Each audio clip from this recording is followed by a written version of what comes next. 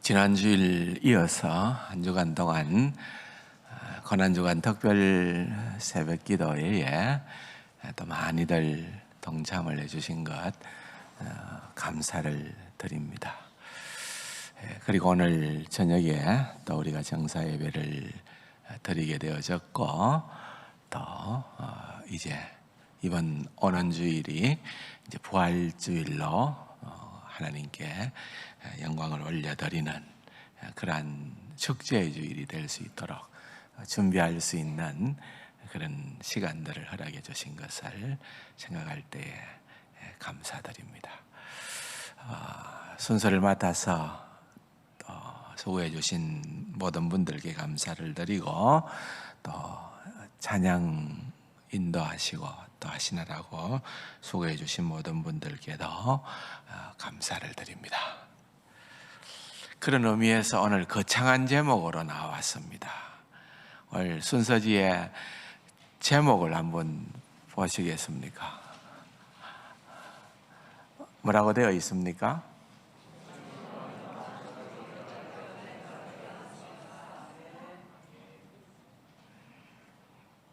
어떻습니까?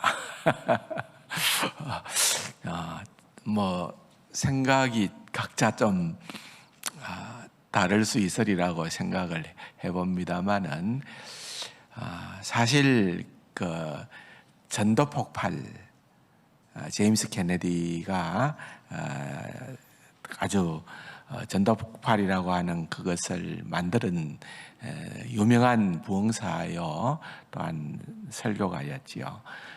그분이 전도 폭발을 시작할 때, 훈련을 시작할 때에 제일 먼저 던졌던 질문이 뭔가 하면은 당신은 오늘 밤 이 세상을 떠나면은 천국에 들어갈 확신이 있습니까? 그렇게 이제 접근을 했습니다. 놀라운 사실은 이 질문으로 말미암아서 헤아릴 수 없는 수많은 사람들이 주님께로 돌아와서 천국을 향했다는 것입니다. 그러니까 사실은 이 질문은 우리가 반드시 답을 가지고 있어야 하는 너무 중요한 질문입니다. 그냥 무턱대고 우리가 그렇다라고 그렇게 답을 할 수 있는 것은 아니고 또 하나의 질문을 더 생각을 한다고 하면은 내가 너를 왜 나의 천국에 들여보내야 하는 이유가 뭐냐? 하나님께서 우리에게 물으신다고 하면은 내 천국 갈 수 있죠. 내가 무엇을 근거로 해서 당당하게 또는 조금 더 주저함이 없이 우리 주님께 답할 수 있겠느냐. 그것도 여러분 우리가 대답을 할 수 있어야 된다는 겁니다. 오늘 예배에 나오신 여러분들에게 이 두 가지 질문이 해답이 되어지는 반드시 답을 가지고 신앙생활을 할 수 있는 그러한 은혜가 있기를 바랍니다. 너무 중요한 거예요. 물론 이 질문 속에 등장하는 이제 천국이라고 하는 것은 완전한 표현은 아닐 수가 있습니다. 왜냐하면은 여기에 등장하는 천국이라고 하는 것은 우리가 죽고 난 다음에 가는 곳, 그런 어떤 약간은 좁은 의미의 그런 천국으로 해석할 수 있습니다. 그러나 성경이 말하는 천국, 성경이 말하는 하나님의 나라라고 하는 것은 이보다는 훨씬 더 풍성한 의미를 담고 있는 거예요.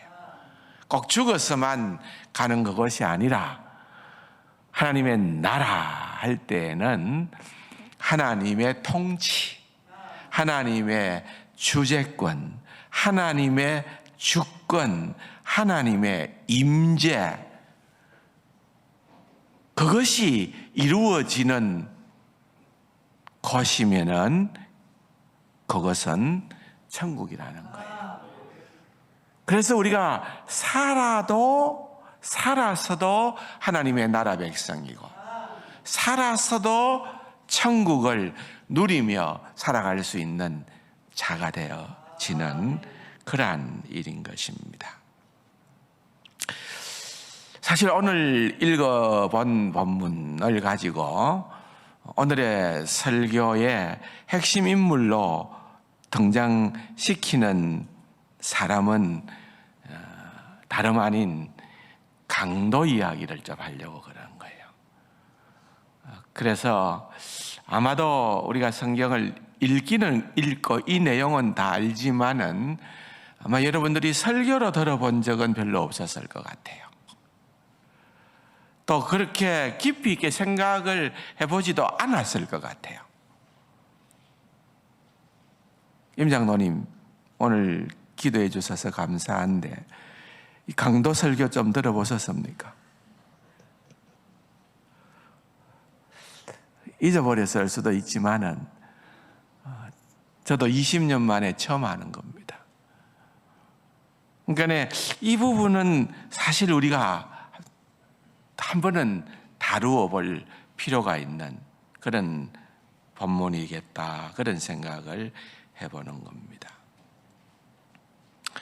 오늘 우리가 읽어본 이 본문을 통해서 보면은 두 강도가 등장을 하죠.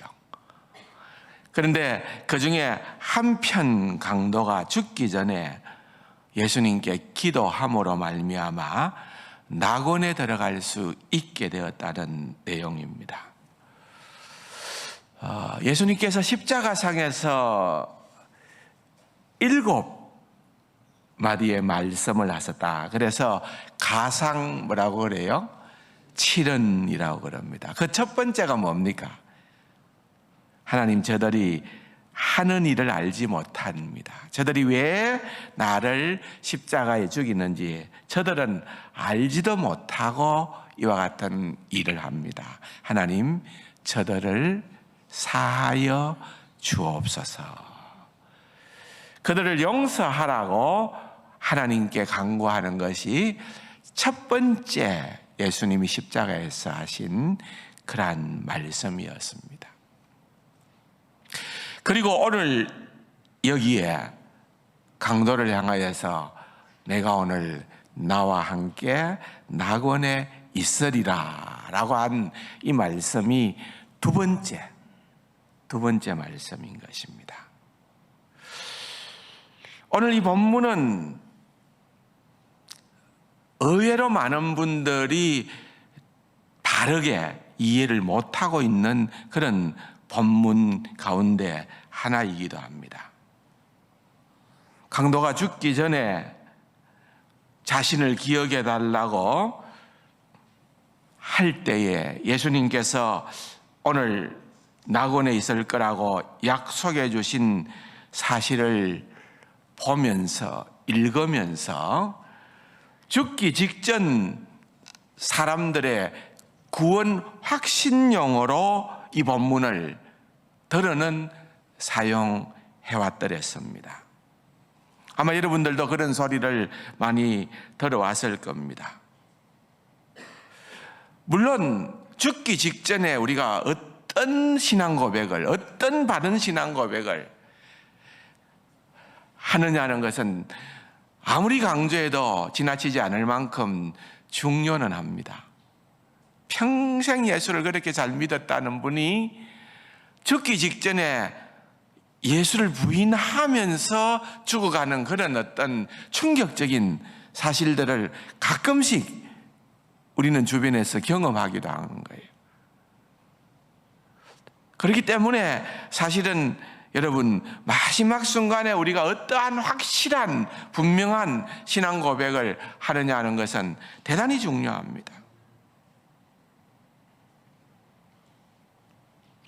그래서 그런 얘기들을 우리는 많이를 듣기도 하고 하기도 합니다. 그러나 사실 오늘 본문은 그런 용도로서 사용하게끔 주어진 본문은 아닙니다. 우리가 읽은 본문의 내용은 이렇습니다. 예수님께서 십자가에 달리실 때에 두 강도가 좌우편에 함께 달렸고 한편 강도는 예수님을 비방합니다. 네가 구원자라면서, 네가 구세주라면서, 그러면은 너도 구원하고 우리도 좀 구원할 수 있으면 안 되느냐, 그렇게 비난을 하면서 다가오는 겁니다. 그러나 그 얘기를 들을 때에 다른 편에 있는 강도는 그를 꾸짖고 예수님에게 기도하고 간구하기를 당신의 나라가 임할 때에 나를 기억하소서. 예수님께서 어떻게 답을 주십니까? 내가 진실로 내게 이르노니 오늘 내가 나와 함께 낙원에 있으리라. 그렇게 약속을 하신 거예요. 이 본문의 내용을 좀 더 정확하게 이해하기 위해서 여러분 우리가 알아야 될, 선행해야 할 그런 내용이 있습니다. 첫 번째, 여러분 낙원을 약속받은 강도, 그죠? 낙원을 약속받은 강도라는 이 단어 있죠. 강도라는 이 단어는 우리가 알고 있는 그런 강도가 아니다는 것을 알아야 됩니다. 무슨 말입니까? 오늘 우리가 읽어본 본문에는 또 강도라고 나오지 않아요. 누가는 기록하기를 어떤 뭐라고요? 행악자가 그랬습니다. 악을 행한 자다 이 말이에요. 어떤 행악자가, 마가는 강도라고 불렀습니다. 그러나 우리도 그냥 익숙하게 예수님과 함께 십자가에 달린 두 사람을 그냥 강도라고 부릅니다. 오늘 본문의 39절에 보면은 달린 행악자 중 하나는 비방하여 가로되 그랬습니다. 마가복음 15장 27절에 보면은 강도 둘을 예수와 함께 십자가에 못 박으니 하나는 그의 우편에 하나는 좌편에 그랬습니다. 분명한 사실은 십자가에 달린 자는 모두가 당시에 로마 제국에 반역한 죄수로 달린 겁니다.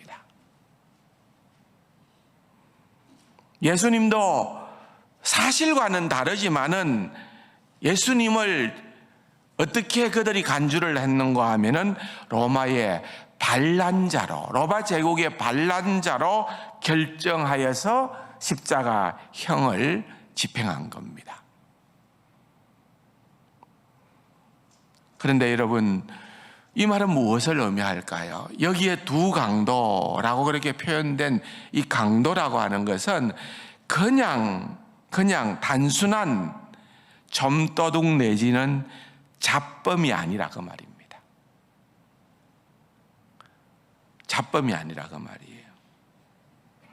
마가복음 14장에 보면은 예수님께서 당신을 잡으러 온 이들에게 너희가 강도를 잡는 것 같이 검과 몽치를 가지고 나를 잡으려 왔느냐, 그렇게 반문을 합니다. 예수님께서 하신 말씀을 마가는 강도라고 표현하고 있는 것은 마가복음을 기록할 그 당시에 어떤 책이든 그것은 로마 제국의 검열을 받고 통과가 돼야 되기 때문에, 그래서 강도라고 하는 표현을 썼다고 보는 것입니다.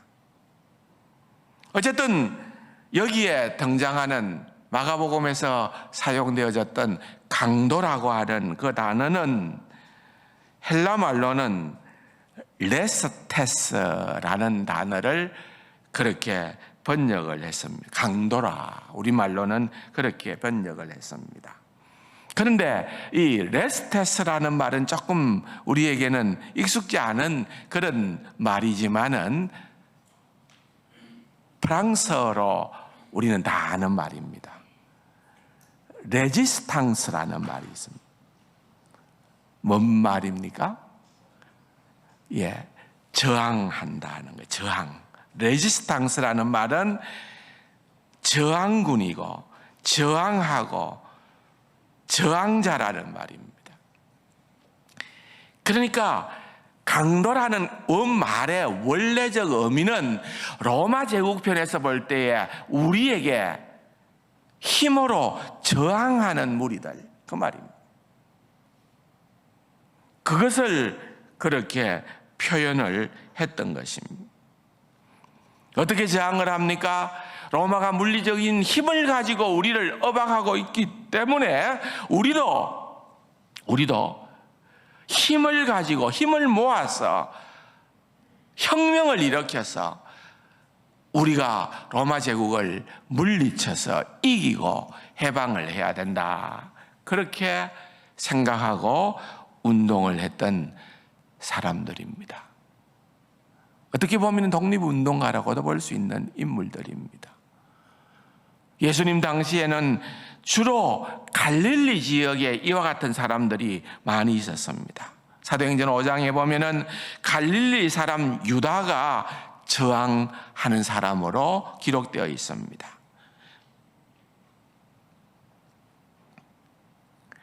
갈릴리 사람 유다가 로마 황제가 세금을 거두어 들이기 위하여 호적하라고 할 때에 사람들을 일으켜서 로마 제국을 향하여 저항을 했다가 당한 그 사례를 얘기를 한 거예요. 그래서 저항군이다, 그 말입니다. 이 이름은 로마 제국이 붙여주는 이름입니다. 여러분, 예수님께서 지금 이 십자가에 달리실 때는 주 40년이니까 주 30년이죠.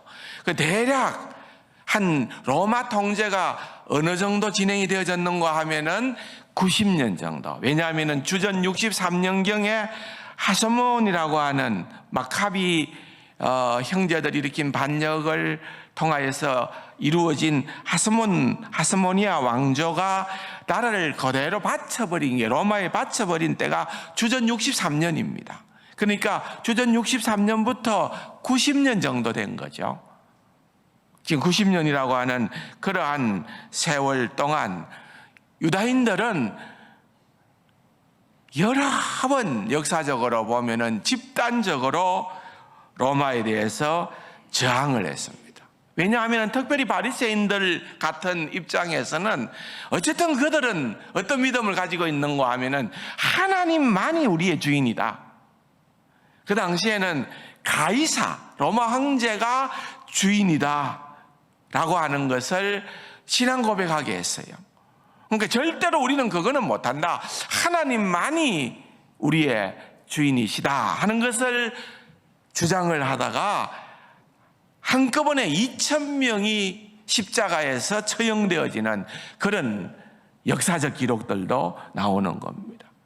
그런 것처럼 참 쉽지는 않았지만은 여러 차례에 굵게 그렇게 저항했던 그런 일들이 일어났고 로마도 거기에 굉장히 민감했습니다.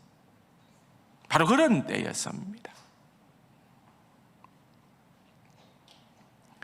그러므로 여기에 십자가에서 강도라고 분류된 이 사람들은 그냥 잡범이 아니에요. 로마 제국에 저항하던 사람이라는 사실을 기억해야 되는 거예요. 오늘 우리가 읽어본 본문에 등장하는 행악자 강도는 사법적인 판단으로 말미암아서 강도라고 그렇게 규정되어진 것이 아니라 로마의 정치적인 의도로 말미암아, 정치적인 판결로 말미암아 여러분 반란자에게 붙였던 별명이었습니다. 요즘도 뭐 당의 대표가 잡범이냐 정치범이냐 그것 때문에 논란이 되고 있잖아요. 바로 그런 것들입니다. 여기에 나타나는 강도는 그냥 사기꾼이다, 남의 것을 도둑질했다, 갈취했다, 그런 유의 사람들이 아니라 로마에 대해서 저항했던 그러한 사람들을 일컫는 그런 말이었다. 그것을 전제할 수 있습니다. 두 번째로 더 중요한 것은 구원받은 그 강도는 하나님 나라에 대한 정확한 이해를 하고 믿음으로 구원을 받은 사람입니다. 뭐라고요? 하나님 나라에 대해서 정확하게 이해를 하고 믿음으로 구원을 받았다. 자, 보세요. 예수님께서 이 사람의 얘기에 대해서 그냥 아무렇지도 않게 답변을 한 것이 아니라 그 얘기를 들으면서 화답한 거잖아요. 오늘 너는 나와 함께 낙원에 있게 되리라. 그 이유가 무엇일 것 같습니까? 그건 바로 강도가 주님께 요청한 기도 때문입니다. 자, 이 강도 저항자라고 보시면 돼요. 저항자는 예수님에게 당신의 나라가 임할 때 저를 기억해 주십시오 라고 짧은 기도지만은 주님 앞에 그러한 요청을 드렸습니다. 여러분, 이 기도 속에는요, 강도가 자기의 인생을 걸고 살아왔던 자기의 삶의 모든 가치와 목적을 내려놓음이 있는 기도였다는 겁니다. 그는 평생 로마에 저항해왔던 사람이었습니다. 로마가 예루살렘을 무력으로 지배하는 것에 대한 저항으로 같은 방식의 무력을 가지고 로마를 물리치고 독립을 쟁취해야 된다고 생각하며 살아왔던 인물입니다. 그런 사람들이 갈릴리 지역에 많이 있었습니다. 가버나움, 베세다, 고라신 이런 곳들에 대해서 그런 저항하는 무리들이 많았던 것입니다. 그런데 누가복음 10장 13절 이하에 보면은 화 있을진즉 고라시나 화 있을진즉 베세다야 너희에게 행한 모든 권능을 두로와 시돈에게 행하였더라면 그들이 벌써 베옷을 입고 제에 앉아 회개하였으리라. 심판때에 두로와 시돈이 너희보다 견디기 쉬우리라. 가버나움아 내가 하늘에까지 높아지겠느냐 엄부에까지 낮아지겠느냐. 주님의 책망이죠. 그런데 왜 이들이 책망을 받았습니까? 회개하지 않고 돌아오지 않았기 때문이거든요. 그렇다고 한다면은 그들이 왜 회개하지 않고 하나님의 나라로 돌아오지 않았을까요? 그것은 다른 이유가 아니라 하나님 나라의 복음의 본질 때문에 그렇습니다. 로마에 저항하는 사람들은 혁명을 일으켜서라도 힘을 가지고서라도 독립을 해야 하나님의 나라가 온다고 생각을 하고 저항을 했는데 예수님이 가르치시는 하나님의 나라는 전혀 다른 하나님의 나라였던 겁니다. 여러분, 예수님께서 옥에 갇힌 세례 요한이 사람을 보내 예수님에게 질문했을 때에 예수님의 답변 속에 보면은 하나님의 나라에 대한 정의가 나옵니다. 마태복음 11장 2절에 보면은 요한이 옥에서 그리스도께서 하신 일을 듣고 제자들을 보내어 예수께 여짜오되 오실 그이가 당신이오니까 우리가 다른 일을 기다리려니까. 예수께서 대답하여 이르시되 너희가 가서 듣고 보는 것을 요한에게 알리되. 굉장히 중요한 거예요. 맹인이 보며 못 걷는 사람이 걸으며 나병 환자가 깨끗함을 받으며 못 듣는 자가 들으며 죽은 자가 살아나며 가난한 자에게 복음이 전파된다 하라. 여러분, 이 말이 무슨 말입니까? 이게 예수님이 증거하시는 하나님의 나라라는 거예요. 예수님의 하나님의 나라는 힘으로 세워지는, 무력으로 로마를 무너뜨림으로 말미암아 세워지는 그러한 하나님의 나라가 아니라 그 말입니다. 아마 요한은 예수님의 이 답변을 듣고 행복하게 순교자의 시간을 보냈을 수도 있었을 것입니다. 그토록 예수님은 세례 요한으로부터 비롯된 하나님의 나라가 힘차게 뻗어나가고 있다고 선언하고 있는 거예요. 마태복음 11장 12절에 보면은 세례 요한의 때부터 지금까지 천국은 침노를 당하나니 침노하는 자가 빼앗느니라 그랬는데요. 여러분, 개역 우리말 성경, 박영호 목사님이 편집한 개역 우리말 성경에는 정확하게 이렇게 번역하고 있습니다. 세례자 요한의 때부터 지금까지 하늘 왕국은 힘차게 뻗어 나가나니 힘쓰는 이들이 그것을 차지할 것이다 그랬습니다. 여러분, 예수님께서 오심으로 예수님의 방법으로 하나님의 나라가 힘차게 뻗어나간다는 거예요. 로마에 저항하는 사람들의 방식이 아니라 하나님의 방법으로 하나님의 나라가 임했다 그 말입니다. 자, 이제 다시 강도를 생각해 봅시다. 예수님과 함께 십자가에 달린 이 강도는 자기의 인생을 걸고 추구해온 나라와 예수님이 말씀하신 그 나라가 확연히 다르다는 것을 드디어 깨닫게 됩니다. 그 사람은 자신이 저항하는 단체가 추구해온 로마 제국을 물리치고 그 나라를 세울 수 없다는 것을, 그들의 방식으로 세울 수 없다는 것을 깨닫습니다. 아마 저항인은 빌라도에게 신문을 받으면서 예수님께서 빌라도에게 답변하는 그 말씀에 충격을 받았을는지도 모릅니다. 요한복음 18장 36절에 보면은 예수께서 대답하시되 내 나라는 이 세상에 속한 것이 아니니라. 만일 내 나라가 이 세상에 속한 것이었더라면 내 종들이 싸워 나로 유대인들에게 넘겨지지 않게 하였으리라. 이제 내 나라는 여기에 속한 것이 아니니라. 이 뭐냐? 도대체 무슨 말이냐? 굉장히 궁금했을 것입니다.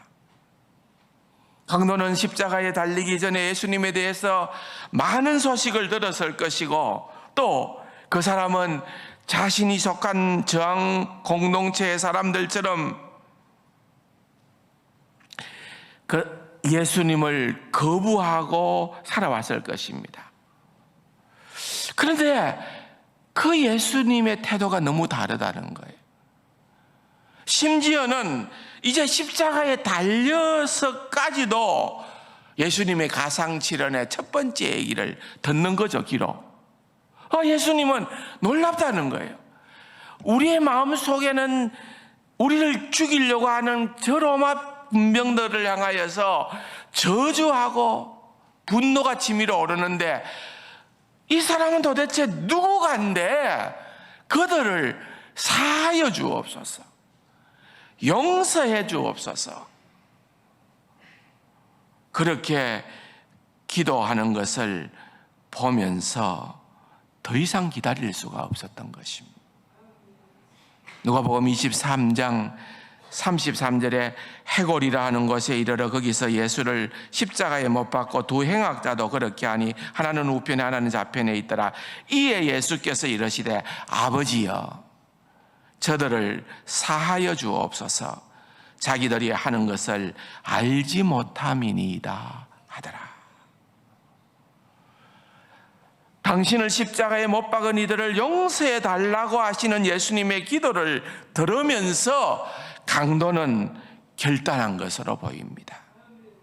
그래서 여러분 42절 이하에 보면은 이르되 예수여 당신의 나라에 임할 때에 나를 기억하소서 하니, 예수께서 이르시되 내가 진실로 내게 이르노니 오늘 내가 나와 함께 낙원에 있으리라. 하나님의 나라, 그 왕국의 주인이 누구인가에 대한 깨달음이 낙원에 있게 되는 마지막 운명을 결정한 것입니다. 이것이 바로 십자가 위에서 깨달은 강도의 신앙입니다. 로마 제국에 무력으로 저항하는 방식이 아니라 그 나라 왕이신 예수님께서 가져다 줄 나라임을 알고 주님을 믿고 주님께 자기 인생을 맡겼다고 말입니다. 그래서 바로 낙원에 이르는 구원을 얻게 된 것입니다. 하나님의 나라는, 천국은 예수님께서 예수님의 방식으로 세우시는 나라입니다.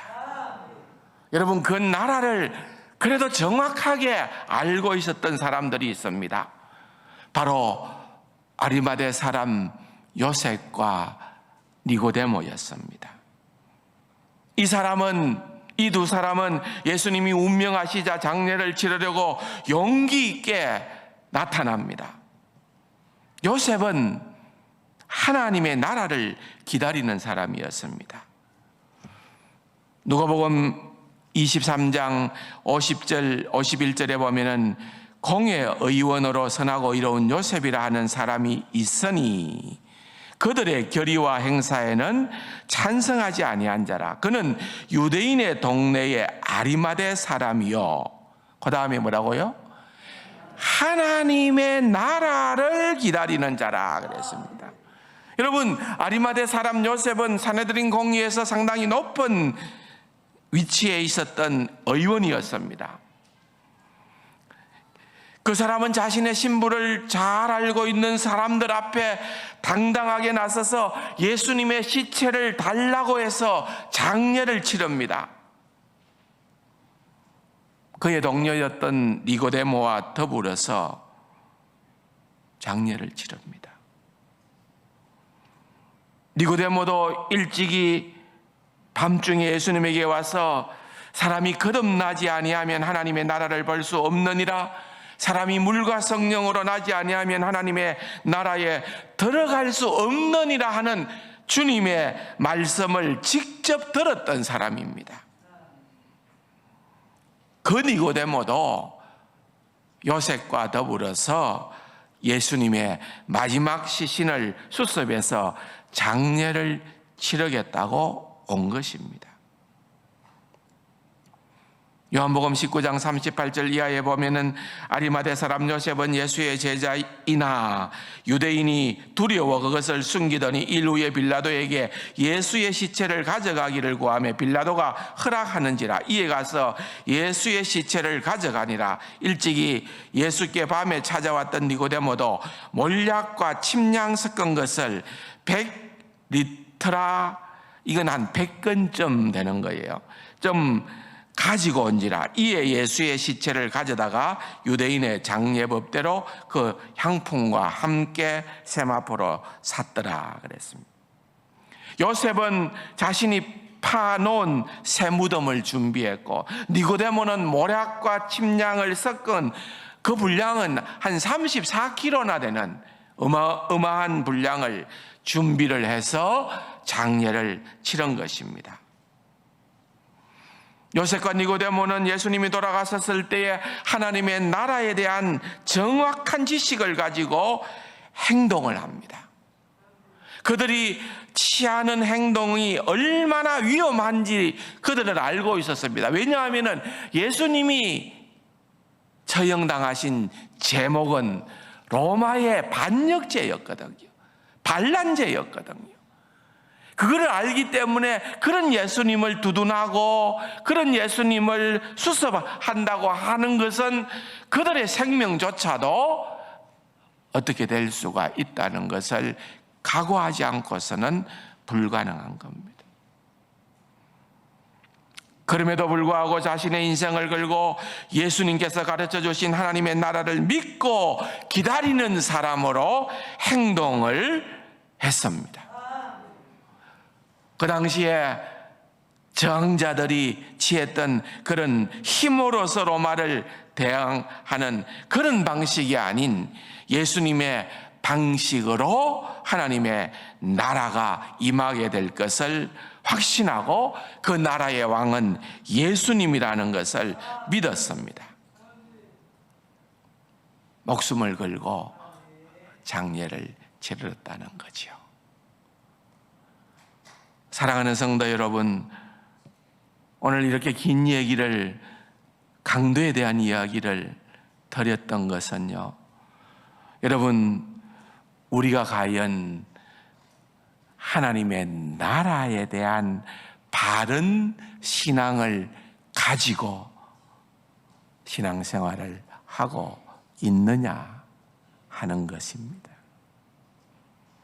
하나님의 나라는 단순히 죽은 다음에만 가는 것이 아닙니다. 물론 죽고 주님의 재림 때까지 기다리는 천국이 있음을 우리는 믿습니다. 그러나 진정 하나님의 나라는 지금 이 순간에 우리가 살아서도 삼위 하나님의 통치를 받고 하나님이 임재하시고 하나님이 다스리는 나라입니다. 예수님은 그 당시에 저항하는 사람들에게 전혀 관심을 가지지 않았습니다. 누구의 편에도 들지 않았습니다. 수많은 기적과 수많은 치유의 역사를 하시면서도 주님은 단지 조용히 하나님의 임재가 있는 곳, 하나님의 다스림이 있는 것이 곧 하나님의 나라임을 나타내 보여 주셨습니다. 돈과 권력으로 세워지는 나라가 아닙니다. 오히려 산상수훈의 말씀처럼 심령이 가난한 사람이 사는 곳, 애통하는 이가 사는 곳, 온유한 이가 사는 곳, 의에 줄이고 목마른 자들이 사는 곳, 긍휼히 여기는 이들이 사는 곳, 마음이 청결한 자들이 사는 곳, 합평케 하는 자들이 사는 곳, 의를 위하여 핍박을 받으면서도 하늘의 상을 바라보고 기뻐하는 자들이 사는 그곳이 바로 하나님의 나라라는 것입니다. 어떤 상황에서도 예수님을 나의 구세주와 주님으로 믿고 사는 사람이 바로 천국 백성입니다. 예수님께서 십자가에 죽어주셔서 우리의 죄를 용서받았고 부활하심으로 말미암아 영생에 이르게 된 진리를 믿고 전파하는 복된 사람으로, 복된 성도로 살아갈 수 있기를 바랍니다. 우리는 연약한 존재입니다. 우리 교회는 세상 사람들이 볼 때는 허약해 보입니다. 그러나 우리가 산상수훈의 말씀을 믿고 우리 주 예수 그리스도를 우리의 삶의 진정한 왕으로 모시고 살면은 우리가 이 땅에서 하나님의 나라를 누리고 증거할 뿐 아니라 또한 장차 만왕의 왕으로 이 땅에 오실 재림의 주를 맞이하는 삶이 될 줄로 확신합니다. 여러분, 이 믿음을 가지고 이 짧은 고백 속에 있는 이 강도의 믿음이 얼마나 정확한 믿음인가를 여러분들도 기억하면서 하나님의 나라에 대한 분명한 이해를 가지고 신앙생활하는 사랑하는 우리 세상 가족들이 될 수 있기를 주님의 이름으로 축복합니다. 좋으신 아버지 하나님 감사합니다. 오늘 주신 말씀처럼 천국 시민으로 살아낼 수 있는 은혜를 더하여 주옵소서. 존귀하신 예수님의 이름으로 감사기도 드립니다. 아멘.